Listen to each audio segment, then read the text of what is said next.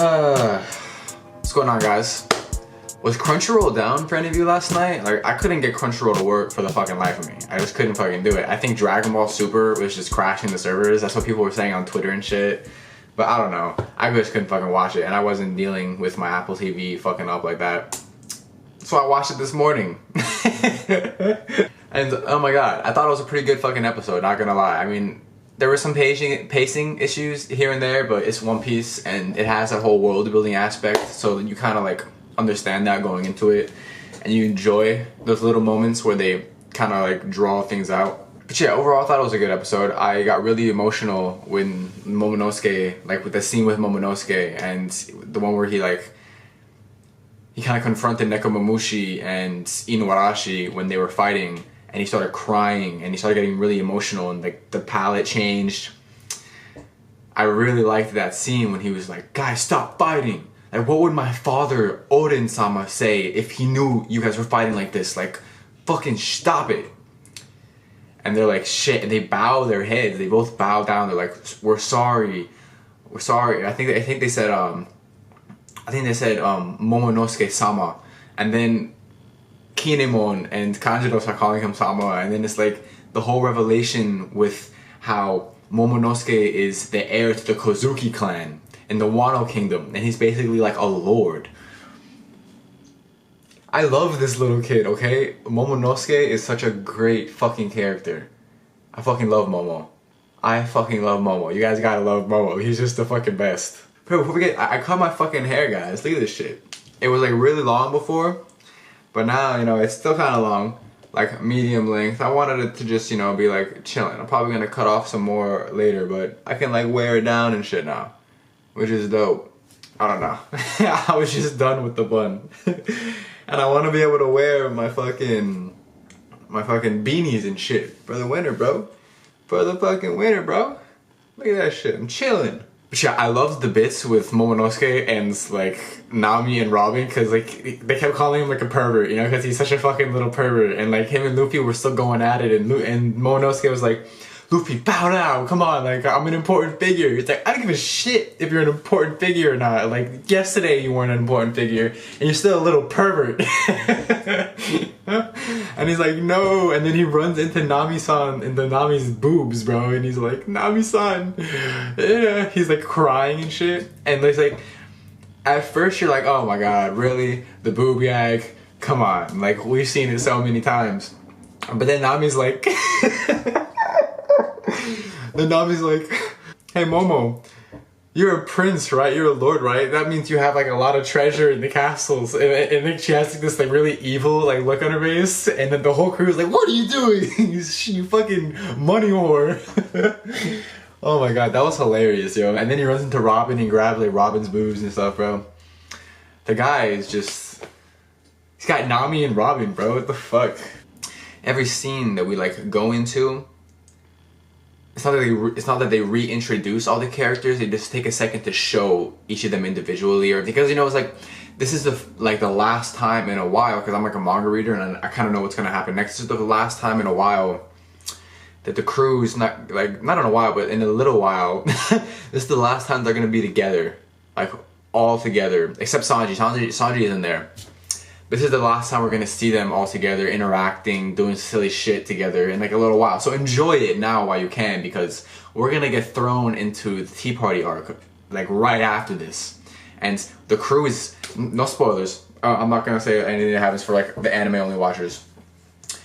But enjoy the team bonding right now and everything that's going on, because it's about to get so crazy that you're just gonna want, you know, like some crew interaction moments, I promise you. What did I miss? Yeah, I didn't take any notes. But Kinemon is not Momonosuke's father. This entire time, he's kind of been playing it off that he was Momo's father. And like, when you think about it, it makes sense. Because if Momo is the heir to the Kozuki clan in the Wano Kingdom, and they're important. Like, you'll find out next episode and then in the next few episodes that the Kozuki clan is incredibly important. And that would have been a problem if people knew that the Straw Hats had the heir to that clan on their ship this entire time. when that chapter came out, it was just like, fuck, like we're finally getting, we knew Momo was important. Everyone knew Momo was important. You know, his design is amazing. His voice actor is amazing. His character is amazing. He's hilarious. He's a great character. And story-wise, it just makes sense for him to have importance and for his character to just grow. And his character is definitely growing. There's a moment in this episode after like all the whole revelation that like Kinemon and Kanjuro are just like his caretakers, and that they like we didn't learn exactly why they left Wano, like what's going on. It's like it's almost like they're running away from something. They're hiding. Like, why would the heir to the Wano Kingdom leave the Wano Kingdom? You know what I mean? Like, that's something to think about. But there's a moment in this episode when Momonosuke is on Kinemon's back and they're climbing up the whale tree to go see Raizou. Alright, and that's a whole other topic on its own. But they're climbing up the whale tree to go see Raizou. And Momonosuke on Kinemon's back looks sick to his stomach. And he doesn't feel good, you know? He's definitely disoriented or something. And Kinemon, seeing that, he's like, are you alright, Momonosuke? Like, if you want, like, you can wait at the bottom of the whale tree. If you're not, he's like, no, like, that voice is just getting louder and louder. And Kinemon says, oh, like, it's like, he knows exactly, like, what's going on with him. He's like, oh, that's like, just like your father. It's like a similar power to what your father has. And then I don't remember if it was Kinemon or Kanjuro, but they say something, oh no, I don't remember if it was Nekamamushi or Inuarashi, but they noticed it too. And they're like, that's just like the power of a man that came here long ago. And I'm not gonna spoil anything, but do you guys know anyone that could hear the voice of all things and could hear the voice of the Sea Kings and the ocean and this and that? Think about it. Alright? But that's really important that Momo could hear, like, he was hearing voices, okay? It's like they kind of just threw it under the rug, but that's why it was an important scene. But we start to get closer to where Raizou is, and we start hearing all like the ninja jokes. Like, Oda loves ninjas. He loves Naruto. Him and Kishimoto are kind of like tight, you know? It's like they respect each other's material and they understand each other's pain of being mangakas. So there's a high respect for both of them. Like, at the end of Naruto, if you didn't know, Boruto or someone drew like the straw hat symbol on the Hokage fucking mountain, you know, like where the Hokage faces are. And in One Piece, you know, we're getting constant little like, not throwbacks, but like gags with the ninjas and how like the main character in the story, Luffy, loves ninjas and shit, you know. It's just little things like that. But the crewmates like love ninjas. Like Usopp, Chopper, Luffy, and Frankie are super excited to like see the ninjas, and they're envisioning and imagining what the ninjas gonna look like. They're like, nin, water no jutsu, you know, they're doing all this like stupid shit. And it's like, we finally get there, right? We finally get to see Raizou after all this time.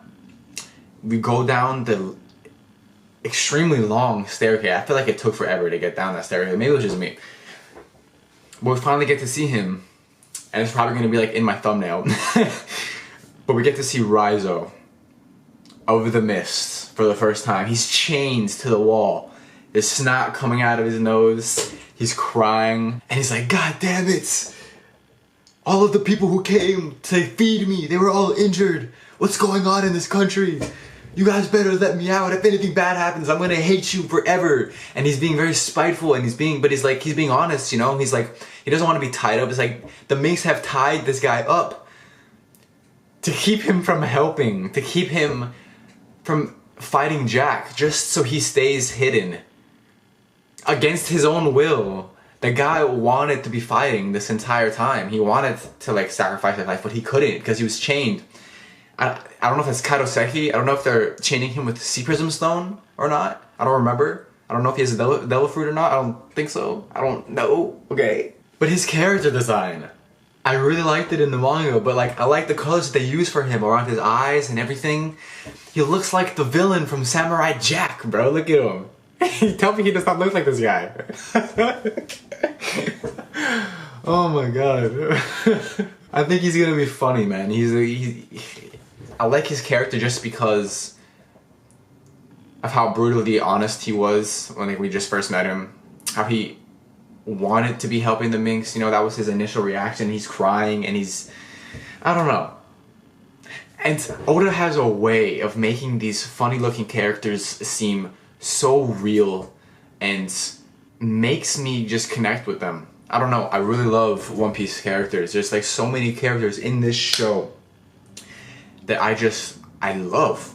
I love these characters, you know? It's like, I've been with them for such a long time, and even though I've only been watching the show for like 6-7 years, like, 6-7 years, I haven't been watching it since like the beginning, but I picked it up around 6-7 years ago, and it's like there's just so many characters in the show that have been so well developed, and there's so much to just enjoy about them, and to want from them, and to expect from them. It's just one of the many reasons people love One Piece, and one of the many reasons I love One Piece. I really liked Raizou's introduction. I thought it was a pretty good episode overall. I highly enjoyed it. Fuck Crunchyroll sometimes for their servers being so down. Like, they need to, I'm not telling anyone what to do, but y'all should invest in better servers. I don't know if you can do that. Can you just like buy better servers? Like, I probably sound ignorant as fuck right now, but it's whatever. I just want to watch my One Piece on Saturday nights. My man, sorry. Okay guys, that's gonna wrap up this review. What did you think of Raizou? What did you think of this episode? What do you think of Momonosuke? What do you think is gonna happen with the fucking Wano Kuni shit? Yo, the next week's episode is gonna be crazy. Like, we're Poneglyphs, man. Poneglyphs, One Piece, Raftel, Goldie Roger, Poneglyphs. Alright? Get ready.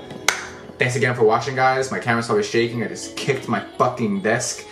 But I will see you all next time, guys. Thanks for everything. We're almost at 100 subscribers. And I should probably start putting this in the beginning of the fucking episodes because YouTube is being whack right now with the views. But dropping a like really helps the channel out, guys. I really appreciate it. All the recent subscriptions have been great. We're almost at 100 subscribers. It's fucking crazy. And I'm super excited to continue. That's it. When the fuck is this Kingdom chapter gonna drop? Peace out, guys.